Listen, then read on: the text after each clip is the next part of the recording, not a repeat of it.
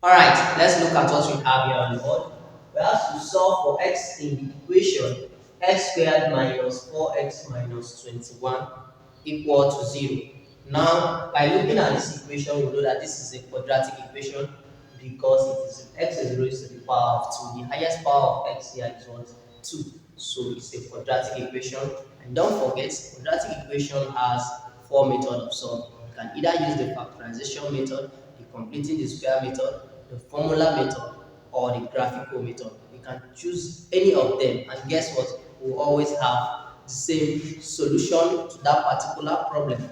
If a problem is factorizing, that means if a quadratic equation is the one that we can factorize. Therefore, even if we use completing the square and formula method, it's always be the same. Alright, so what we are going to do is you can choose any method of our choice. In this particular video, I'm going to choose any one. So now here's a solution to this problem. All you have to do is like this video, drop your comments, share this video, and don't forget, make sure you subscribe to this channel.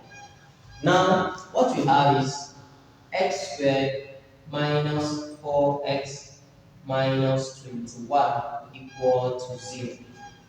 Now, to solve this, I'm going to use the factorization method. So I will indicate using using the factorization method.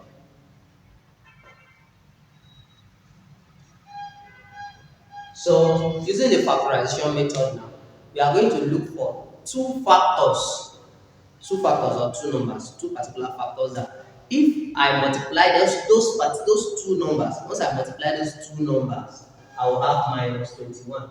And if I should add or subtract the number, I will have minus 4. Let me say it again. I'm going to look for two numbers that if I should multiply, I'm going to have minus 21. And if I should add or subtract, I'm going to have minus 4. What is that number? Your time starts now. 5, 4, 3, 2, 1, 0. Alright, drop that number in the comments section. Now, the number that if I should multiply them, I will have minus 21. And if I should add or subtract, I will have minus 4. Is minus 7 and plus 3. Minus 7 and plus 3. Minus 7 times 3 will give us minus 21. Minus 7 plus 3 will give me minus 4. As simple as that. Now what you are going to do is you are going to replace, you are going to just add x to it, add x to it, and put it back into the equation to replace the middle term. So I'm going to have x squared, and then in place of minus 4, put minus, I'll put plus 3x minus 7x minus 21 equals to 0. Yes, because plus 3x minus 7x is the same thing as what? 4x. So I replace the middle term by these two factors. Now, since we have four terms here, 1, 2, 3, 4, I'll group them 2, 2. So I have x squared plus 3x in one bracket minus on the other side 7x minus 21 equal to 0. Now x is common here, so I'll factor out x. So x will come outside and I'm left with x plus 3. And then here 7 is common. I'll take out minus 7.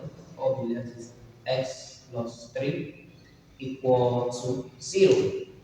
Yes, because x times x will give us x squared, x times 3 will give us 3x, minus 7 times x will give us minus 7x, minus 7 times plus 3 will give me minus 21. So if you observe, I have the same thing, x plus 3 is here, x plus 3 is here. So I will take these two outside and pick one inside the bracket.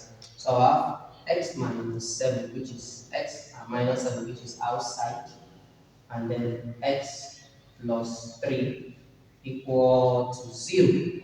Now, if you stop here, what you have done is you have just factorized the equation. But we are not asked to factorize. The question says you should solve for x. So if we stop here, we are wrong. So we have to solve to the last point. So since we have these two factors multiplying themselves, remember if we expand this bracket, we are going to come back here. You get it? So since we have these two factors here, because these are the two factors of this equation, what I will do is it is either x minus 7, that's this one, it is either this one is equal to 0, or x plus 3 will be equal to 0. X plus 3 equal to 0. As usual, x minus 7 is equal to 0, or x plus 3 equal to 0. So now we are going to solve for the value of x. So we just move 7 to the right hand side, or we add 7 to this side. X will be equal to, if minus 7 crosses over, it will have positive 7, or x will be equal to, if positive 3 crosses over, we need to have a negative 3. So the value of x that will satisfy this particular equation is 7 and minus 3. And that's the solution to this problem. As simple as that. All you have to do is like this video, subscribe to this channel, share this video. See you in my next class. Bye.